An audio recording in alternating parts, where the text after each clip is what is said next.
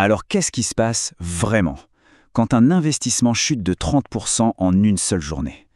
C'est ce sentiment-là, ce nœud à l'estomac, qu'on va essayer de comprendre ensemble aujourd'hui. On va décortiquer l'anatomie d'une chute en bourse. Imaginez un peu le tableau. Hier, mettons qu'un portefeuille valait 100. Ce matin, au réveil, plus que 70. Pouf, un tiers envolé. C'est un choc bien sûr. Mais une fois passée cette douche froide, la vraie question c'est qu'est-ce qui s'est passé concrètement? C'est ça qu'on va voir. Alors pour y voir plus clair, voilà notre plan. On va d'abord regarder la mécanique pure et dure. Ensuite, on va plonger dans ce qui se passe dans la tête des gens, la psychologie de la peur. Puis, on verra comment une petite baisse peut se transformer en avalanche. Et à la fin, on abordera la question, celle que tout le monde se pose dans ces moments-là. Bon, allons-y. Commençons par la base de la base. Qu'est-ce qui fait qu'une action monte ou descend? Au fond, c'est tout simple, c'est juste une histoire de rapport de force. En fait, le prix d'une action, c'est rien de plus que le dernier prix sur lequel un acheteur et un vendeur se sont mis d'accord. C'est tout. Alors une chute brutale de 30%, eh bien ça veut dire qu'il y a d'un coup une marée de vendeurs, mais quasiment personne en face pour acheter. Et ces vendeurs, ils sont tellement pressés de se débarrasser de leurs titres qu'ils sont prêts à accepter des prix de plus en plus bas. L'équilibre est complètement rompu. Ok, mais ce déséquilibre, il ne tombe pas du ciel, hein. Il y a un déclencheur. Et ce déclencheur, c'est souvent l'élément le plus irrationnel et le plus puissant du marché, l'être humain. C'est là que nos propres émotions peuvent nous jouer des tours. D'abord, il y a la panique. La peur de perdre encore plus pousse les premiers à vendre. Ensuite, effet boule de neige, on voit les autres vendre, alors on se dit qu'ils doivent savoir quelque chose et on va aussi. C'est le fameux comportement de troupeau. Et puis, il y a ce truc psychologique très puissant. La douleur de perdre est bien plus forte que le plaisir de gagner. Du coup, pour arrêter l'hémorragie, on est prêt à vendre à n'importe quel prix. On transforme une perte virtuelle en perte bien réelle. Bon, ok, le prix s'effondre, tout le monde panique. Mais là, il faut faire une pause et se poser la question la plus importante de toutes. Pourquoi? Parce que, et c'est crucial, toutes les chutes ne sont pas les mêmes. Et voilà la distinction essentielle. D'un côté, le déclin fondamental. L'entreprise a un vrai problème, ses fondations sont ébranlées. De l'autre, la correction technique. L'entreprise, elle, est en pleine forme. Mais c'est le marché qui a une crise de nerfs ou qui corrige un optimisme un peu exagéré. C'est vraiment la différence entre la maladie de l'entreprise et la simple mauvaise humeur du marché. Pour que ce soit bien clair, prenons un exemple. Imaginez une boîte pharma qui a misé tout son avenir sur un médicament révolutionnaire. Et là, patatras, les essais cliniques échouent. Tout son potentiel de profit futur, il part en fumée. Dans ce cas, la chute de l'action n'est pas irrationnelle, elle est juste le reflet logique de cette terrible nouvelle. La valeur intrinsèque de l'entreprise vient de s'effondrer. Maintenant, on va s'intéresser à la mécanique un peu plus sombre du marché. Aux rouages cachés qui peuvent prendre une simple baisse et la transformer en un véritable effondrement. Ce sont des sortes d'accélérateurs de panique. Premier accélérateur, les appels de marge. C'est quoi ce truc? C'est simple. Disons qu'un investisseur a emprunté de l'argent pour acheter des actions. Si la valeur de ces actions plonge, son courtier va paniquer un peu et lui dire « Hey, il faut remettre de l'argent sur la table tout de suite !» C'est ça un appel de marge. Et si l'investisseur ne peut pas payer, le courtier n'hésite pas. Il vend les actions de force, sur le marché. Ce qui, évidemment, fait encore plus baisser le prix et peut déclencher d'autres appels de marge chez d'autres. C'est le début de l'effet domino.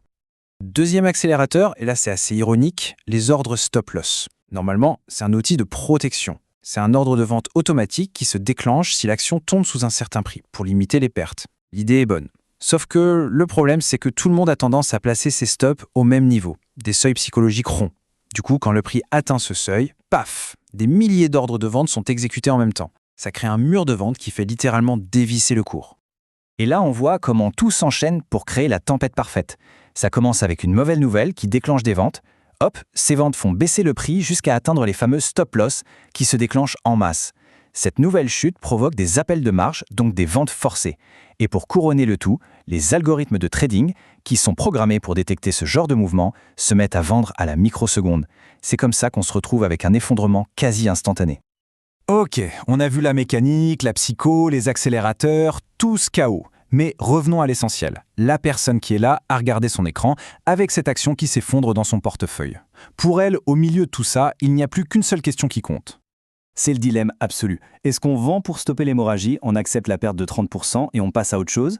Ou est-ce qu'on s'accroche en espérant que ça remonte, mais en prenant le risque que ça descende encore plus bas? Franchement, il n'y a pas de bonne réponse toute faite. Il y a cette fameuse phrase de Warren Buffett qui dit en substance « Il faut avoir peur quand les autres sont euphoriques et être euphorique quand les autres ont peur ». L'idée, c'est de se dire que la panique générale peut être une opportunité en or.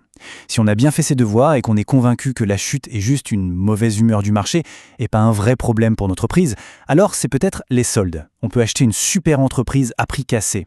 Évidemment, c'est beaucoup plus facile à dire qu'à faire quand tout est en rouge. Parce qu'il ne faut pas oublier une chose, une chute pareille, ça ne touche pas que les portefeuilles des investisseurs. Pour l'entreprise elle-même, c'est un vrai tremblement de terre. Du jour au lendemain, trouver de l'argent devient plus dur, plus cher. Elle devient une cible potentielle pour un rachat hostile. Et puis, pensez au moral des employés. Leurs stock options ne valent plus rien. C'est un cercle vicieux qui peut vraiment faire mal, même à une boîte solide. Et l'histoire est remplie d'exemples qui servent d'avertissement. Parfois, s'accrocher est la pire des décisions. Pensez à des boîtes comme Enron, rangées par la fraude, ou Kodak, qui a complètement loupé le train du numérique. Leurs actions se sont effondrées parce que le business lui-même était cassé. Pour les investisseurs qui ont gardé leur titre jusqu'au bout, le résultat était simple, ils ont tout perdu. Mais, heureusement, il y a aussi l'autre scénario. Des géants comme Apple ou Amazon ont connu des chutes vertigineuses dans leur histoire, parfois plus de 50%, mais leur business, lui, restait incroyablement solide et innovant.